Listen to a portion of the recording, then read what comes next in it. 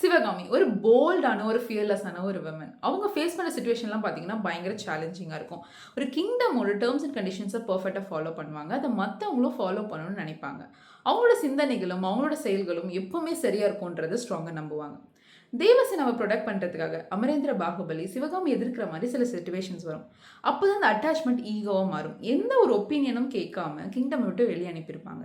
Sometime அந்த attachment ஈகோவோட கலக்கும்போது, உண்மையான ரியாலிட்டிய பார்க்க விடாது. நம்ம என்ன பார்க்கணும்னு நெனைக்கிறோமோ, அத தான் பார்க்க விடும். சம்டைம் இந்த ரியல் லைஃப்ல கூட அந்த லீடர்ஷிப் அப்படின்றது ஒரு 50% ரூல்ஸ் அண்ட் ரெகுலேஷன்ஸ் ஃபாலோ பண்ணுறதா இருக்கலாம். பட் த ரிமைனிங் 50% அப்படின்றது ஒரு பப்ளிக் ஒப்பீனியனை கேட்குறது ரொம்ப இம்பார்ட்டன்ட். எந்த ஒரு அட்மினிஸ்ட்ரேஷன் பப்ளிக் ஒப்பீனியனை ப்ரையாரிட்டி வைக்குதோ அவங்களோட அட்மினிஸ்ட்ரேஷன் பர்ஃபெக்டாக இருக்கும். இல்லைனா ட்ராஜடியில் தான் போய் முடியும் அப்படின்றதுக்கு இந்த சீன் பர்ஃபெக்டான ஒரு எக்ஸாம்பிள். Second, love. சிவகாமி அவங்களுக்கு அவங்களோட 2 மகன்கள் மேலேயும் பயங்கரமான ஒரு அன்பு இருக்கும். பட் அவங்களோட ஒப்பீனியனை தான் அவங்க கேட்கணுன்றது அவங்க நினச்சிருப்பாங்க. சம்டைம் உண்மையான அன்புன்றது சுதந்திரம் தானே. அவங்களோட இயல்பு எப்படியோ அதை அப்படியே அக்செப்ட் பண்ணுறதுன்னு உண்மையான ஒரு அன்பு. சம்டைம் இந்த நேம் ஆஃப் லவ் நம்மளோட ஆசைகளும் நம்மளோட எதிர்பார்ப்புகளும் நம்மளோட ஆப்போசிட்டில் இருக்க பர்சன் கிட்ட நம்ம கொடுப்போம். அது உண்மையான ஒரு அன்பாக இருக்காது, அது ஒரு திணிப்பாக தான் இருக்கும்.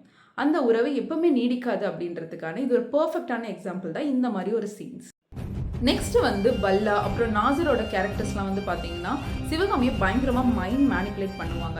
இந்த பிகினிங்கில் பார்த்தீங்கன்னா சிவகாமி ரொம்ப எத்திக்கலாக டெசிஷன் எடுப்பாங்க. அவங்களோட கிங்டமாக இருக்கலாம், இல்லைனா ஒரு கிங்கை செலக்ட் பண்ணுற விதமாக இருக்கலாம், ரொம்ப எத்திக்கலாக இருக்கும் அவங்களோட டெசிஷன்ஸ். அதுக்கப்புறம் அவங்க பல்லா மேலே வச்சிருக்க ஒரு அட்டாச்மெண்ட்னால அவங்க பயங்கரமாக மேனிப்புலேட் பண்ணியிருப்பாங்க சிவகாமி அவங்கள. ஸோ நம்ம என்ன பண்ணிகிட்ருக்கோம், என்ன பேசுகிறோம், நம்ம யோசிக்கிறது சரியா, எந்த ஒரு அவேர்னஸுமே இல்லாமல் நிறைய டெசிஷன்ஸ் எடுப்பாங்க. அது எண்ட் ஆஃப் த டே பயங்கரமான ட்ராஜடியில் போய் முடியும். ஆனால் அதை ரியலைஸும் பண்ணுவாங்க. சம்டைம் நமக்குள்ளே இருக்க நெகட்டிவிட்டி, நம்மக்கிட்ட இருக்க ஒரு டார்க்னஸை நம்ம ஐடென்டிஃபை பண்ணி சரண்டர் ஆகும்போது அதுதான் இந்த best true mark of maturity அப்படின்றது நம்ம சொல்லலாம். இன் ரியல் லைஃப்பில் பார்த்தீங்கன்னா நம்ம ஒரு ஒர்க்காக இருக்கலாம், ஃபேமிலியாக இருக்கலாம், ஃப்ரெண்ட்ஸாக இருக்கலாம், மைண்ட் மேனிப்புலேஷன் அப்படின்றது ரொம்ப ஒரு காமனான விஷயம். பட் நான் இங்கே ஸ்ட்ரெஸ் பண்ணக்கூடியது எது அப்படின்னா, ஒரு ஒரு ரிலேஷன்ஷிப்பில் இருக்காங்க அப்படின்னா லைக் ஒரு பார்ட்னர் இன்னொரு பர்சனை அவங்களோட எதிர்பார்ப்பு, அவங்களோட ஆசைக்கு தகுந்த மாதிரி அவங்களோட எதிர்பார்ப்புகளை அங்கே திணிப்பாங்க. அது உண்மையான ஒரு அன்பாக இருக்காது. அதுதான் ஒரு கைண்ட் ஆஃப் மைண்ட் மேனிப்புலேஷன். அது ரொம்ப ஒரு டாக்ஸிக்காலாம் தெரியாது. அது ரொம்ப ஜென்டில் வேலை, அது அப்படியே போயிட்டே இருக்கும். நம்ம எந்த மனநிலையில் இருக்கோம், நம்ம என்ன பண்ணுறோம், என்ன பேசுகிறோம், நம்ம பண்ணுறது சரியா, அந்த மாதிரி எதுவுமே நம்ம அனலைஸ் பண்ண மாட்டோம். அது போயிட்டே இருக்கும். கடைசியில் நம்ம பிடுங்குறதெல்லாம் தேவையில்லாத ஆணிதான் அப்படின்றது நம்ம ரியலைஸ் பண்ணும் போது தான் நமக்கு ரொம்ப ஒரு பெயின்ஃபுல்லாக இருக்கும். நம்ம அதை மாற்றவே முடியாது. ஸோ இந்த மாதிரி சீன்ஸ் நமக்கு எதை காமிக்குதுன்னா, அப்பப்போ நம்மளை செல்ஃப் அசஸ் பண்ணுறது ரொம்ப ரொம்ப இம்பார்ட்டன்ட்.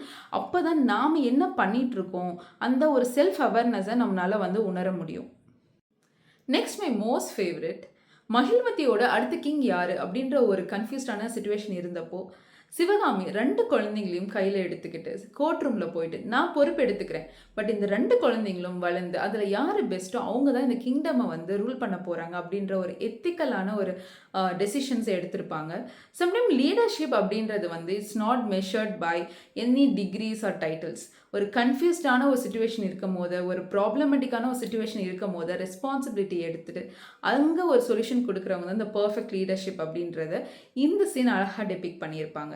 சம்டைம் இன் ரியல் லைஃப்லையுமே பார்த்தீங்கன்னா நிறைய பெண்கள் கணவரை இழந்தவங்களும் இருப்பாங்க. ஒரு ஒரு லைக் ஒரு ஃபினான்ஷியல் ப்ராப்ளம், ஒரு ஹெல்த் இஷ்யூஸ் ஃபேஸ் பண்ணுறவங்களா இருப்பாங்க. இவ்வளோ விஷயங்களும் கடந்தும் அவங்க அடுத்த நொடி எழுந்து நிற்பாங்க அப்படின்றதுக்கான ஒரு பர்ஃபெக்டான எக்ஸாம்பிளும் இது.